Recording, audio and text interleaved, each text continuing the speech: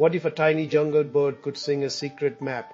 What if the sound of a song could hide the route to a treasure older than the trees?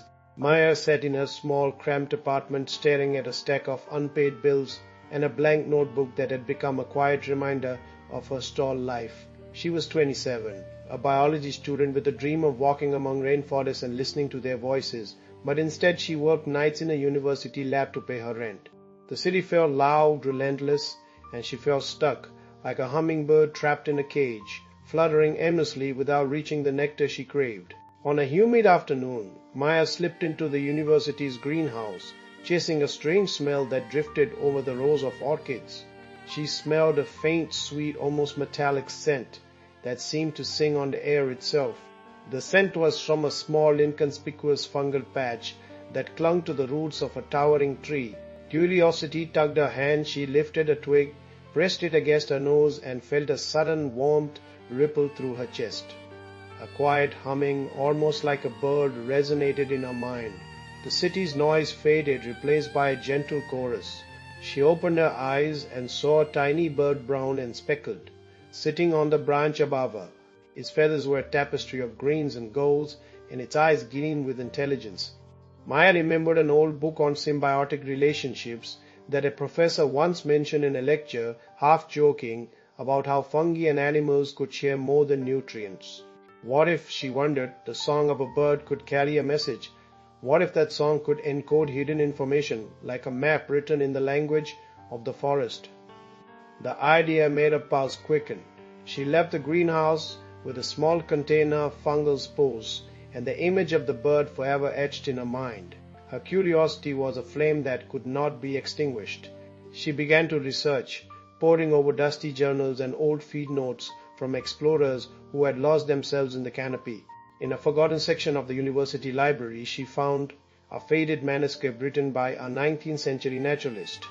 He described a bird species called the Harmonic Jay, known for its melodic calls that seemed to synchronize with the rustling of leaves. He claimed that the bird song was not just music, but a way to communicate with the forest fungi. Maya's heart raced. She had a lead, but it felt like a treasure hunt in a storybook. One night, a weary researcher named Lena visited Maya in her cramped apartment. Lena was an elder scientist who had spent her life in the Amazon, learning from the indigenous people. She had heard the tales of the Harmonic Jay, and her eyes shone with a mixture of awe and fear. "You think you can decode this?" she asked softly. "The forest is a symphony. The birds are its players and the fungi are its scorekeepers." Maya nodded, her fingers trembling as she held the fungal spores. Together they set up a small experiment in Maya's lab. They placed a piece of the fungal patch near a recording device and kept a small cage with a young harmonic jay. The bird sang at first in a hesitant, simple tune. Then as the fungus grew, its song changed, gaining new tones, rhythmic patterns that seemed to echo the fungal spores, subtle vibrations. When Maya played back the recording on a simple device, she noticed that the song, when played aloud, seemed to affect the behavior of the birds that listened. The birds began to move in coordinated patterns, almost as if following an unseen choreography. The first success of their experiment was small but thrilling. Maya realized that the fungus was producing chemicals that the bird could sense, and the bird in turn could encode those signals into its song. The song was a living code. They called it the Symbiotic Code. The code could carry information, short bursts of data encoded in rhythm and pitch. Maya tested it on a small seedling of the same tree. When she played a pattern into the air, the seedling responded, bending toward the sound, as if it had understood the message. The jungle, it seemed, had become a silent, interconnected network of life, speaking in tones and vibrations that only certain creatures could understand. But the thrill turned into unease when Maya realized the potential of the code. If the birds could encode data, could they encode a map? Could the forest itself be speaking through the birds, pointing to something hidden? The idea was both exhilarating and terrifying. The code was powerful. It could be used to heal, to harm, to guide, or to deceive. Maya and Lena decided to test whether the code could encode more complex information.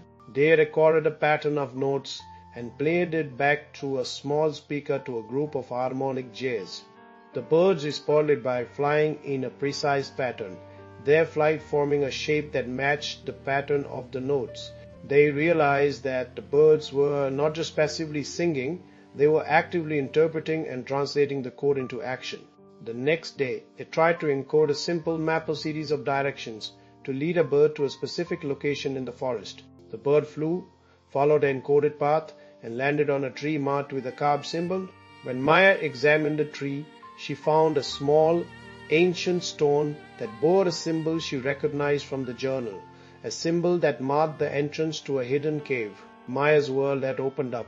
She was no longer just a student or a lab worker. She was a key to a forgotten part of the jungle. The treasure she had found was a map, encoded in the song of a bird, guided by the silent code of fungi. The map led to a hidden chamber beneath the oldest tree, where the legends of the forest whispered of a relic that could change the world.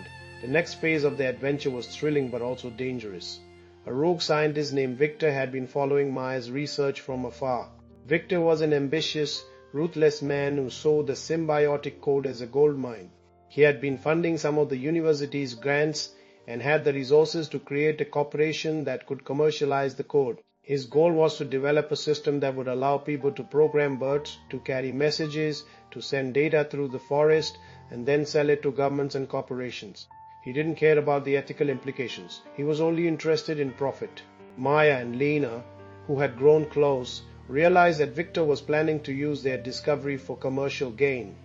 Victor had set up a covert operation to capture a Harmonic Jay and isolate it from its fungal partner.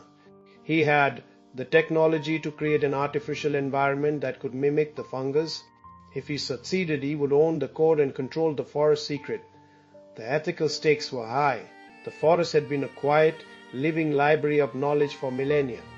Victor's interference would be a betrayal, a violation of the natural order.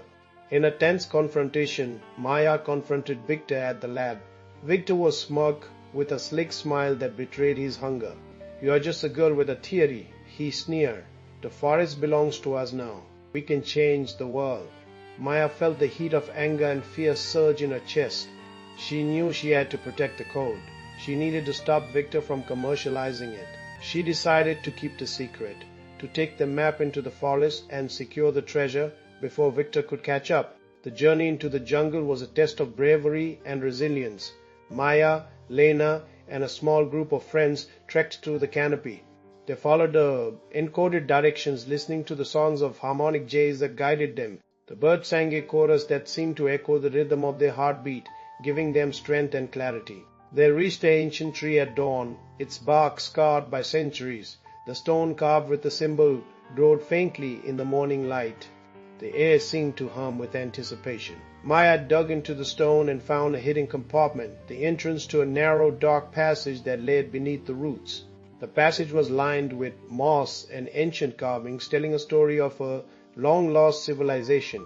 The treasure they discovered was not gold or jewels but a library of living organisms, fungi, microbes, and seeds that had survived for centuries.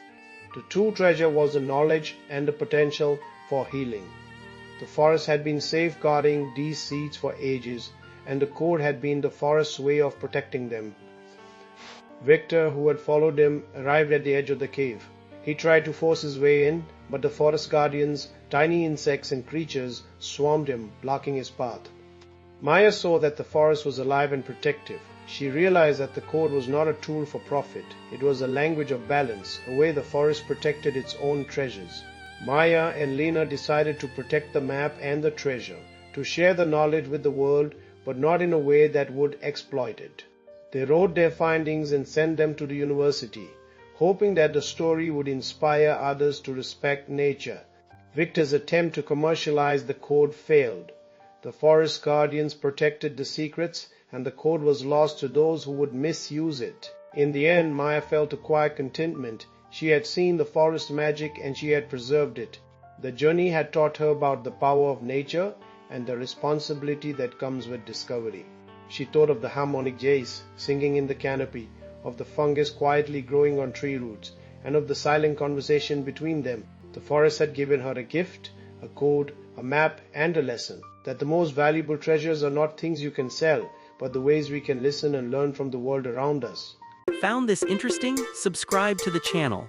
Give this video a like, share it out, and drop your questions or ideas in the comments. Until our next adventure.